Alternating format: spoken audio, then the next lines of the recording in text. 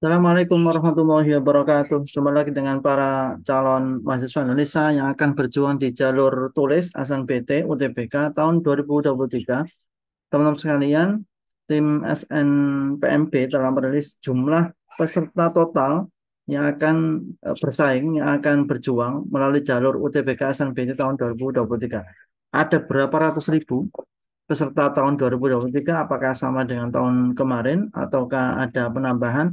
Paling tidak ini menjadi bagian dari kita bisa menghitung-hitung peluang. Kira-kira tahun ini untuk bisa lolos UTBK tahun 2023 itu persaingannya bagaimana? Berapa jumlah peserta, berapa yang ada di pilihan satu, pilihan kedua, dan seterusnya. Baik, saya akan buka data setelah tanggal Jumat 14 April kemarin ya, pukul 15 itu resmi ditutup untuk proses pendaftaran dan finalisasi UTBK SNBT tahun 2023. Total calon pendaftar ya, artinya yang membuat akun itu ada 1.294.263 calon peserta. Jadi ada akun itu 1.200.000 lebih yang sudah masuk di sistemnya SNPMB atau SNBT. Dari total 1 juta lebih ini, jumlah peserta yang memilih prodi dan melakukan finalisasi itu 803.853. Jadi ada sekitar 300 ribuan lebih, 500 ribuan ya. Itu memang tidak bisa finalisasi. Apakah memang tidak mau mendaftar atau mungkin kemarin yang kehabisan waktu, telat untuk melakukan finalisasi sehingga total yang akan berjuang di jalur tulis UTBK SNBT tahun ini itu 803.853 peserta didik. Kalau kita tengok tahun 2022, peserta UTBK itu 800.852. Sehingga tahun ini itu ada selisih lebih ya, 3.001 peserta. Jadi lebih banyak 3.001 peserta dibandingkan tahun lalu. Artinya, kalau bertambah pesertanya dengan jumlah kuota yang mungkin hampir sama, itu berarti persaingannya bertambah atau peluangnya menjadi lebih ketat karena angka 3.000 ini angka yang tidak sedikit ya. Tahun lalu 800.000 lebih, tahun ini 803.000 lebih. Jadi ada penambahan jumlah pendaftar tahun ini itu 3.001 peserta. Nah, ini jumlah total keseluruhan peserta yang akan ikut berkompetisi di jalur UTBK atau jalur tes tulis. Kalau menurut jenis pesertanya, maka tahun ini itu yang mendaftar jalur reguler itu 556.196. Jadi peserta reguler itu 556.196 peserta. Yang mendaftar melalui KIP kuliah gratis itu 166.926. Jadi yang ikut jalur KIPK free itu 166.926.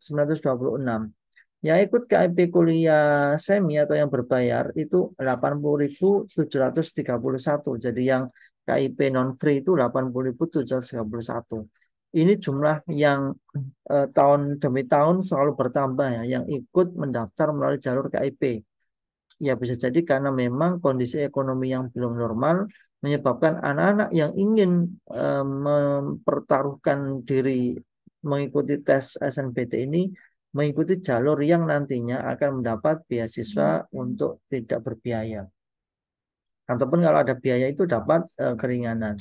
Nah, berapa total yang ada di pilihan satu atau pilihan dua yang memilih S1 di pilihan satu itu 92% lebih ya, 742.727. Jadi S1 yang memilih di pilihan satu, yang milih jalur S1 untuk pilihan satu itu 742.727 atau 92,40% dari total 803.853 peserta itu memilih S1 dan dia memilih pilihan satu.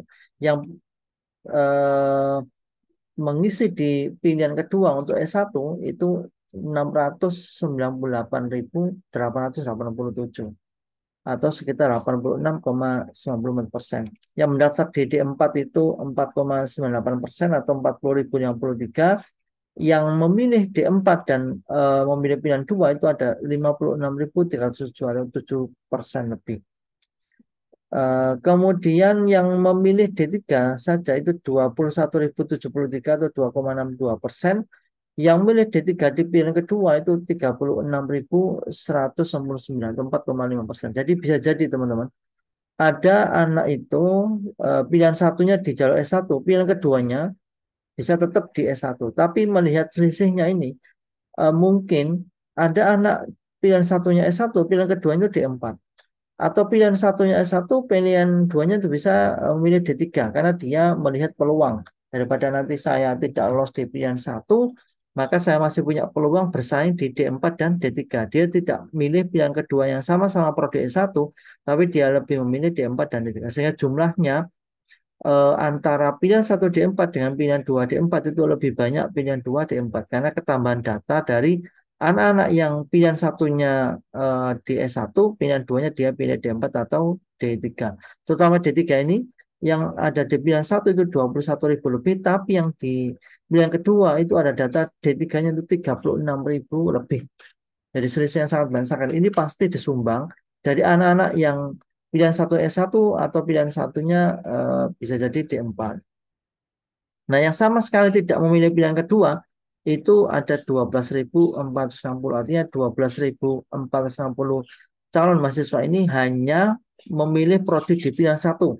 Dia tidak mau membuat cadangan. Artinya pilihan kedua dia tidak isi karena mungkin dia punya pertimbangan. Kalau saya nanti memilih di pilihan kedua terus saya diterima dan saya tidak suka di prodi itu, ya sama saja saya tidak akan bisa menikmati kuliah. Jadi dia berani mengambil pilihan gambling, ya dia hanya klik atau memilih di pilihan satu saja, pilihan kedua dikosongi, dan itu boleh dan sah-sah saja dan tidak mempengaruhi hasil seleksi. Walaupun nanti secara peluang dia lebih kecil karena ketika pilihan satu dia tidak qualified, tidak bisa lolos, ya sudah selesai.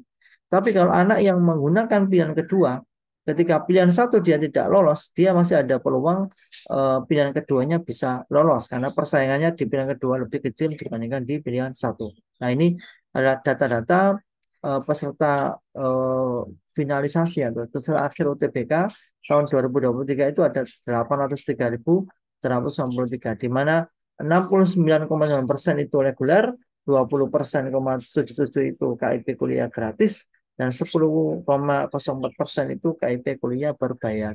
Yang milih prodi S1 untuk bulan 1 itu 92,40%.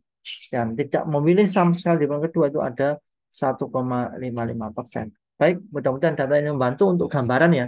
Gambaran persaingan UTBK tahun 2023.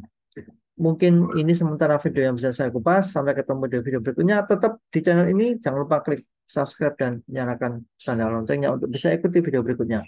Wassalamualaikum warahmatullahi wabarakatuh.